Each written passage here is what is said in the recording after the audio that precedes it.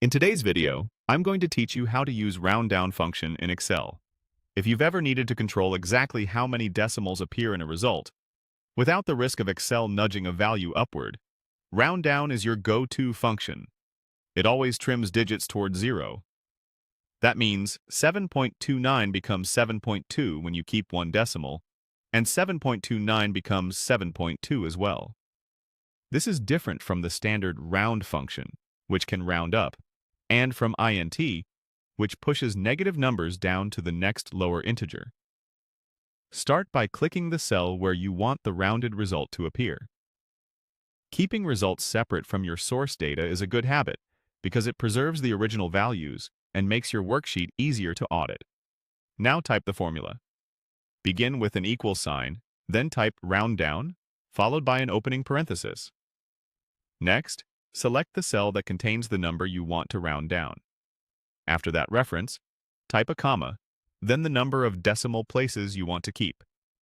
For this demonstration, enter 1 to keep one decimal place. Finish with a closing parenthesis. If we say it out loud, it sounds like equals, round down, open parenthesis, the cell you selected, comma, 1, close parenthesis. Press Enter to see the result. Excel will display your original value rounded down to the precision you specified. Remember, ROUNDDOWN never increases a value. It simply removes extra digits toward 0. So 15.99 with one decimal becomes 15.1, while 15.10 stays 15.1. A quick note about that second argument, the number of digits.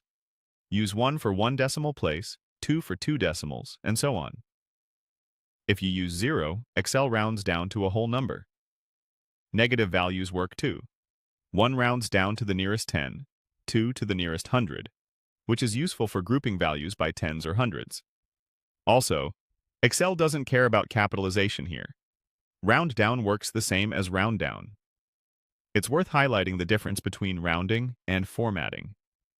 Changing a cell's number format to show fewer decimals only changes how the number looks. The underlying value stays the same.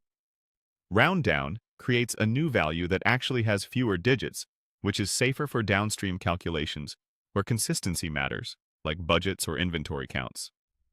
You can also place a calculation inside ROUNDDOWN instead of a single cell reference if you want to control precision on a formula's result.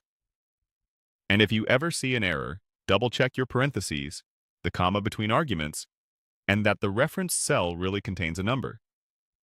That's all there is to it.